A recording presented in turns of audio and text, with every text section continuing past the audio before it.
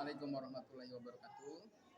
Saya Sutrisno Wahdiat, mahasiswa Universitas Negeri Malang melakukan PPL yang kedua dalam PPG Daljab 2023. Mudah-mudahan bisa berjalan dengan baik. Silakan menyaksikan. Udah, Pak. Terusnya saya jalan sebentar ke sini, diambil. Oh, ini masih jalan, Pak.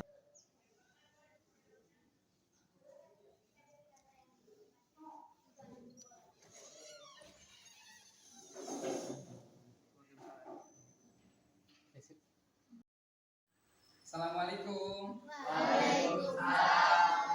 Bagaimana kabarnya hari ini teman-teman? Luar biasa. Baik, hari ini hari Rabu tanggal 18 Oktober 2023. Mudah-mudahan kita semua dalam keadaan sehat walafiat. Baik, sebelum kita memulai pelajaran hari ini, pelajaran apa? Ilmu pengetahuan sosial. Baik, kita akan berdoa terlebih dahulu. Siap? Silakan ketua kelas Alif Doa mulai. Rabbi sadri wa yassir li amri wahlul 'uqdatam min lisani zidna ilma warzuqna fahman bi rahmatika ya arhamar rahimin. warahmatullahi wabarakatuh. Baik, terima kasih teman-teman semua. Hari ini kita akan memulai pelajaran ilmu pengetahuan sosial, tentunya akan melanjutkan dari pokok bahasan kita yang kemarin. Untuk membuat kita lebih semangat, yuk, masih ingat Mas Darul Fikri? Masih. Ya, oke. Bapak pandu untuk menyanyikan lagu tersebut ya. Oke, siap. 1, 3. Darul Fikri, sekolah kami, tempat mencari ilmu dan amal. Darul Fikri menjadikan kami penerus cita. Kami berjanji akan mengabdi. Semoga Allah akan meridhoi semua di Darul Fikri. Sopan santun dan mandiri, apresiatif, rajin dan takwa. Itulah kami Darul Fikri, pencetak generasi Islami. Pencetak generasi Islami. Baik, terima kasih. Baik, terima kasih. Tepuk tangan untuk kita semua.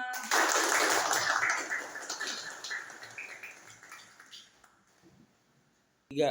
Baik, selanjutnya kita akan mengabsen terlebih dahulu. Siapa di antara kita yang hari ini sudah menyiapkan untuk sekolah dengan bersarapan? Ya, pasti semuanya sudah sarapan ya. Ya, sarapannya beda-beda. Ada yang roti, ada yang menggunakan nasi uduk dan berbagai macam.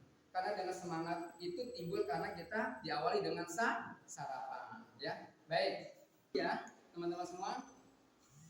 Ada 20 siswa di sini yang tidak hadir, itu Muhammad Maulana. Ada kabarnya Maulana? Tidak ya? Ya baik, nanti Bapak akan menghubungi wali kelasnya. Lalu satu lagi tidak masuk itu Sri Purwaningsi. Ada kabar? Sakit ya? Ya, sakit. Sakit, baik, berarti ya 18 siswa yang hari ini masuknya. Baik, mudah-mudahan kita semua semangat untuk pelajaran kita hari ini. Ya. Baik, sebelum kita masuk ke materi, kita bermain SD dulu ya. Perhatikan kata-kata yang Pak Trisno ucapkan. Saya Sutrisno. Saya datang ke sekolah membawa sisir. Sekali lagi, dengarkan kata-kata yang Pak Trisno ucapkan. Saya Sutrisno. Saya datang ke sekolah membawa sisir. Coba, ada yang Tahu menjawab permainan ini? 3. Ya, silakan Afgan. Nama saya Afgan, saya datang membawa ayam. Ya, bagus. Ya. Nah, siapa lagi dia sih, Pak? Sekali lagi Pak, Bapak ngasih perintah lagi. Ya. Ayo siapa yang perempuannya? Siapa yang udah siap? Kamu ya? Brian, ayo Brian. Brian. Brian. Iya. Brian membawa bulldozer. Ya, nggak apa-apa. Ayo Pak. Ayo yang perempuannya siapa? Ayo. Ya, siapa? Tar dulu Brian, tar dulu. Ini kan kalau sono kakak langsung back lah, makanya kakak potong-potong dulu. Ayo. Bulldozer. Ya, siapa? Silakan. Saya Brian, Mm-mm. saya membawa bulldozer. Oke. Hebat ya, namanya Brian. Hari ini Brian Festival membawa bulldozer. Ya, tangan. Terima kasih ya. Berarti hari ini kita sudah mulai semangat. Terlihat wajah-wajah kalian sudah tersenyum semua. Ada yang nggak tersenyum? Barangkali dia hari ini tidak membawa uang saku. Ya, kalian senyumnya ini guys. Ya kali, oke, baik. Ya, semua. Sekarang kita lanjutkan pelajaran kita dari mengambil pelajaran yang minggu lalu. Siapa yang tahu materi minggu lalu? Ya, silakan Laila. Yang lalu tentang uang dan kelembagaan. Ya, betul sekali, tepuk tangan. Ya, terima kasih Laila. Ya, baik teman-teman semua. Materi kita minggu lalu terkait dengan uang dan kelembagaannya. Ya, baik. Pasti kalian semua hari ini dengan senyum yang ceria di saku kalian membawa uang saku. Betul? Betul. Ya, ya tentunya yang dibawa oleh ayah bunda kalian macam-macam ya nilainya, nilai nominalnya. Nah, ketika kalian sudah mendapatkan uang, berarti uang itu untuk apa? Ditabung, dibelanjakan, atau akan dibagi-bagikan? Akan dibelanjakan atau dibelikan sesuatu, ya. Baik, terkait dengan uang, maka kita akan menyambung pada materi kita hari ini adalah perdagangan internasional. Sebelum masuk ke materi, siapa yang tahu apakah itu perdagangan? Ada yang tahu perdagangan apa? Ya, siapa namanya? Ya, Wisnu, silakan. Wisnu, apakah yang dimaksud dengan perdagangan?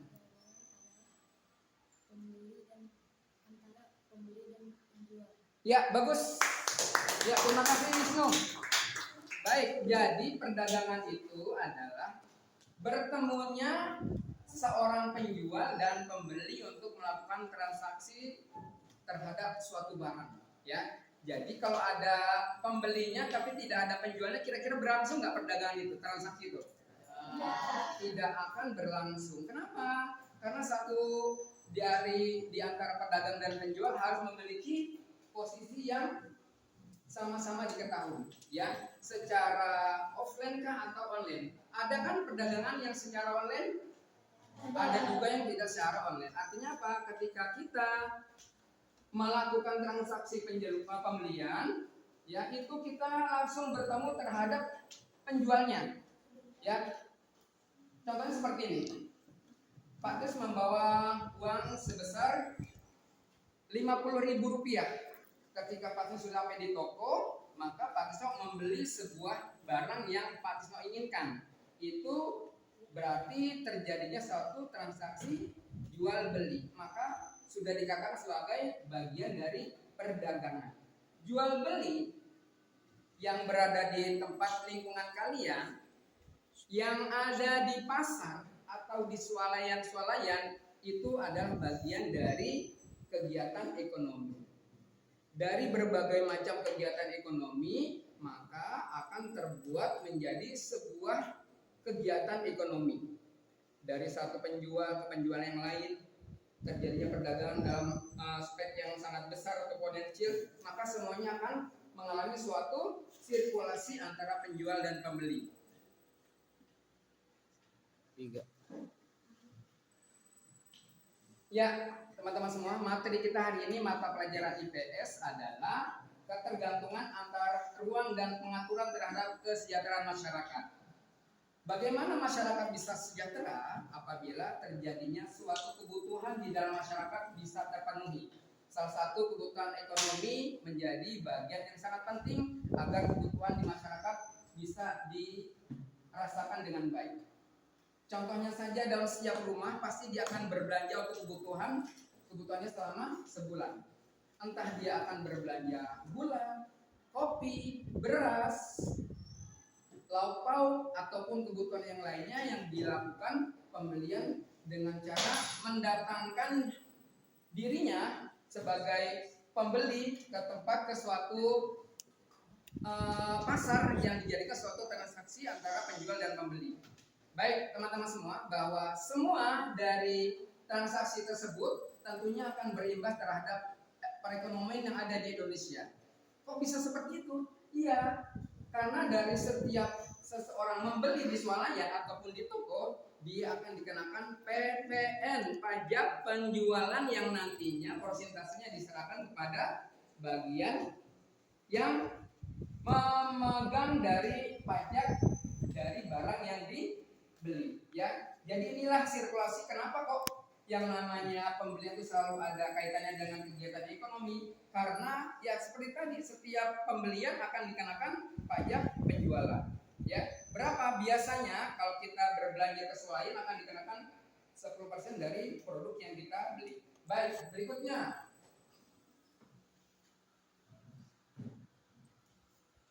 Ya, di sini ada komoditi. Baik itu komoditi kedelai, lalu ada juga kopi, ada juga barang-barang yang lainnya dijadikan sebagai alat perdagangan. Maka perdagangan itu bisa dilakukan secara offline atau bertemu langsung terhadap pembelinya atau penjualnya, atau juga penjualan secara internasional. Kalau dalam kurun masih di Indonesia berarti masih dalam rangka apa? Penjualan domestik yang tidak memiliki imbas sirkulasi beberapa tahapan-tahapan. Tetapi kalau sudah perdagangan internasional, maka ada bagian-bagian yang ikut bekerja dalam hal penjualan ke luar negeri. Ya, jadi impor itu adalah barang-barang yang masuk dari luar negeri ke Indonesia, tetapi ekspor kita memiliki barang-barang produksi karya Indonesia sendiri yang kita jual kepada negara lain. Contohnya apa? Seperti kerajinan, lalu batik, lalu suku bangsa kita yang begitu kaya menghasilkan apa? Tarian-tarian, berarti pakaian daerah, lalu juga rumah-rumah miniatur, rumah tradisional yang bisa dikirimkan ke negara lain, yang pada dasarnya negara lain menginginkan bentuk-bentuk miniatur dari rumah-rumah tradisional yang ada di Indonesia. Ya, setelah ekspor impor sudah berlaku, maka ada bagian yang memberikan satu bagian di mana memberikan sirkulasi, ya. Setelah kita memiliki hasil-hasil produksi dalam negeri yang kita bisa jual ke negara lain, itu namanya kita mengekspor. Ya, tentunya mengekspor itu yang kita jual dengan nilai harga yang berbeda. Kalau kita menjual di dalam negeri, otomatis harganya adalah harga dasar dari produksi dan tenaga yang dikeluarkan harus dibayarkan. Tapi kalau sudah ke negara lain, ekspor, berarti biaya-biaya itu akan bertambah tinggi. Ya, inilah yang menjadi pemasukan pada negara kita, bahwa ekspor impor itu harus dilakukan. Baik, lanjut. Ya, inilah kenapa materi ini harus disampaikan kepada kalian terkait dengan perdagangan internasional, karena yang pertama menjelaskan pengertian perdagangan internasional dengan benar. Ya, kalau tadi ya Wisnu sudah mengatakan bahwa perdagangan adalah bertemunya antara penjual dan pembeli untuk melakukan transaksi perdagangan secara langsung atau tidak langsung. Betul sekali ya. Jadi kalau kita kaitkan dengan perdagangan internasional, berarti transaksi penjual dan pembelinya dengan negara lain, ya. Jadi bukan lagi yang dijual di dalam negeri, tapi kita sudah mengekspor, ya, menjual ke negara lain. Untuk apa? Tentunya akan menambah pemasukan per kapita per tahun dari uang negara. Begitu ya. Yang kedua, menjelaskan faktor-faktor yang mempengaruhi perdagangan internasional dengan tepat. Ya, menjelaskan faktor-faktor yang mempengaruhi perdagangan internasional secara tepat. Apa saja faktor-faktor tersebut? Faktor yang pertama adalah barang yang akan dijual itu sudah tersedia dengan baik. Biasanya permintaan dari setiap pembeli itu akan semakin banyak ketika permintaan itu sesuai dengan minat dari pembeli. Ya, jadi apa yang pertama? Terdapat barang yang akan dijual. Bagaimana mungkin ada permintaan tapi barangnya tidak tersedia dengan baik?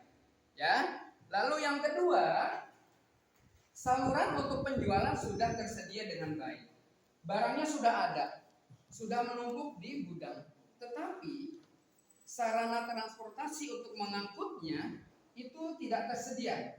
Berarti barang tersebut akan semakin lama di gudang, akan membuat barang itu menjadi kadaluarsa. Terlebih kalau kita akan menjual ekspor ke luar negeri, menjualnya adalah dalam bentuk makanan. Ya, maka yang kedua faktor tersebut adalah alat transportasi atau saluran menyalurkan barang-barang tersebut sudah harus tersedia. Yang ketiga, market pasar yang akan dituju harus jelas, ya, jangan fiktif, teman-teman semua. Kenapa? Karena produksi itu sudah dilakukan dengan mengeluarkan modal, dengan tenaga produksi karyawan yang begitu besar. Tetapi kalau penjualnya tidak ada, kita mau jualnya kemana? Maka akan mengalami kesulitan. Ya, jadi ada 3 faktor. Yang pertama adalah barangnya tersedia. Yang kedua, alat transportasinya sudah siap. Yang ketiga adalah apa? Tadi marketnya atau pasarnya sudah ada dan tersedia dengan jelas. Ya, baik.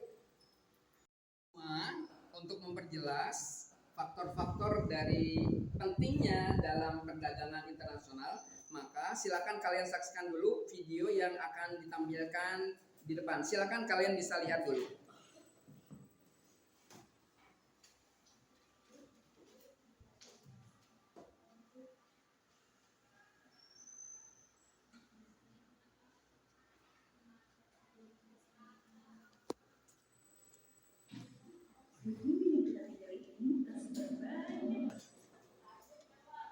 Di bumi yang kita tinggal ini tersebar banyak potensinya masing-masing. Kita bisa lihat Amerika Serikat dengan lahan pertaniannya yang melimpah, atau negara Timur Tengah yang kaya akan minyak. Banyak faktor yang menyebabkan hal tersebut, mulai dari letak geografis, sumber daya alam, kondisi ekonomi, dan sumber daya manusia yang dimiliki. Faktor-faktor ini juga tidak hanya memberikan potensi, tapi juga kekurangan-kekurangan yang tentunya menjadi masalah bagi setiap negara. Lalu, gimana sih caranya agar masalah itu bisa ditanggulangi? Gimana caranya negara-negara yang lahannya disempit bisa memenuhi kebutuhan pangannya? Atau negara-negara yang justru hasil pertanian melimpah bisa lebih memaksimalkan potensinya itu? Ya, jawabannya adalah ekspor dan impor. Dengan ekspor, kita bisa menjual produk-produk yang melimpah di suatu negara. Dan dengan impor, suatu negara bisa mendatangkan kebutuhan-kebutuhan yang tidak terpenuhi dari negara lain. Lebih jauh lagi, ekspor bisa membantu mempertahankan tingkat lapangan kerja yang tinggi untuk negara-negara industri seperti Amerika Serikat. Pada tahun 2012, Amerika Serikat diperkirakan memiliki 4,9 juta orang yang terlibat dalam produksi barang atau jasa yang dijual ke negara lain. Selain itu, bagi banyak negara berkembang, ekspor juga bertujuan untuk mendapatkan uang agar bisa membiayai impor produk yang sudah bisa mereka produksi sendiri. Lalu, bagaimana dengan impor? Impor juga sangat penting. Coba kita bayangkan bagaimana jika Indonesia tidak mengimpor komputer atau smartphone yang sedang kita gunakan untuk menonton video ini. Hanya untuk kedua negara, impor juga sangat berperan bagi produsen yang memproduksi sebuah produk yang berkualitas. Kita lihat iPhone, ponsel pintar asal Amerika Serikat ini mendatangkan komponen-komponennya dari berbagai negara. Uang negara keluar, impor ini selalu dianggap buruk dibandingkan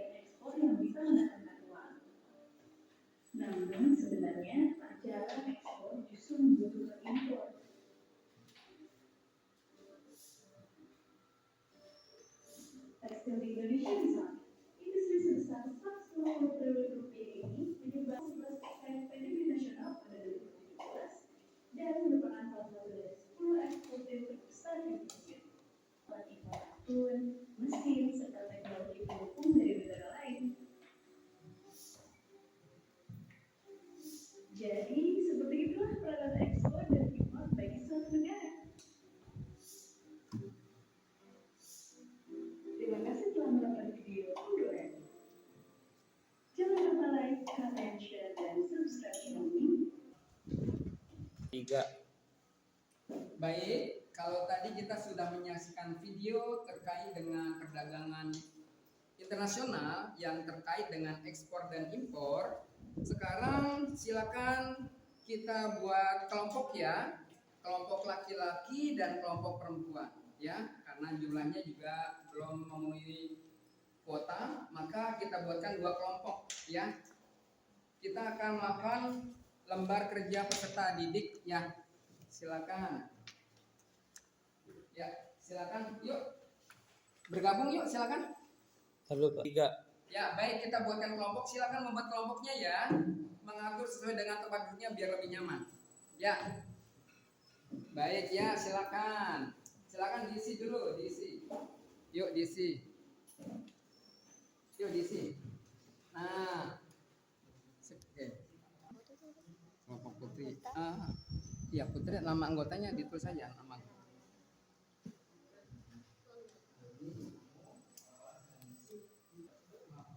Siapa yang angkatkan nih, gantian yuk, pegang yuk. Awas palanya. Kan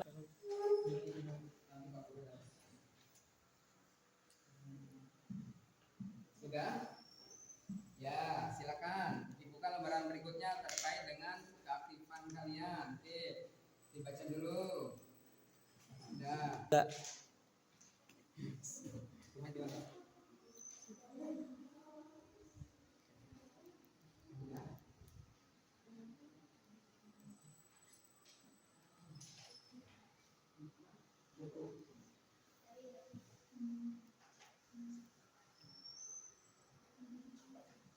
Sudah? Ya. Baik. Ditulis nama anggotanya ya. Oke.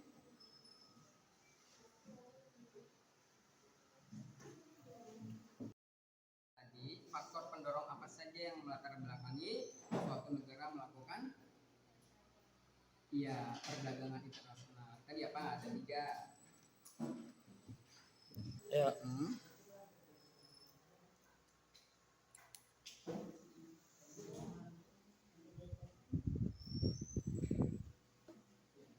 Enggak. Ya, silakan diisi ya teman-teman semua. Yuk. Ya, diberi jawaban untuk teman-teman yang lain ya.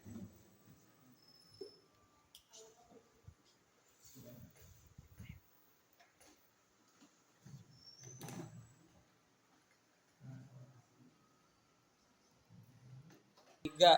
Baik, teman-teman semua, setelah kegiatan belajar mengajar dan kalian sudah mengisi lembar kerja, maka silakan kalian antara kelompok putra dan putri menyimpulkan dari hasil kerja kalian. Silakan. Yang pertama adalah tim putra. Silakan maju untuk membacakan kesimpulan. Semangat untuk putranya.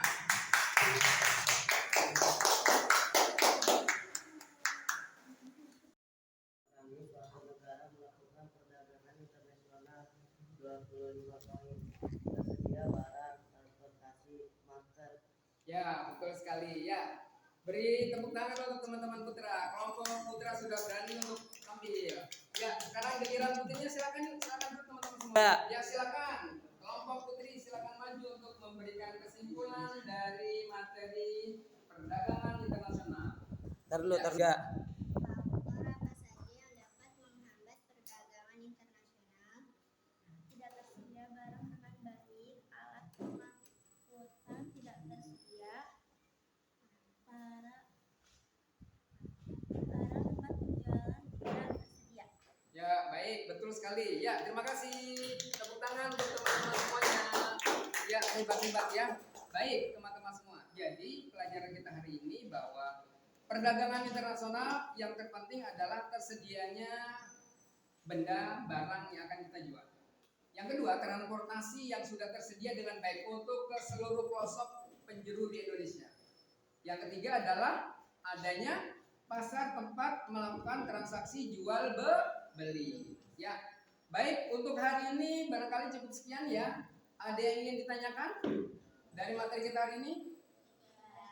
Ya baik, kalau tidak ada, mari kita tutup dengan sama-sama berdoa dipimpin oleh Alif. Silakan. Siap, berdoa mulai. Bismillahirrahmanirrahim.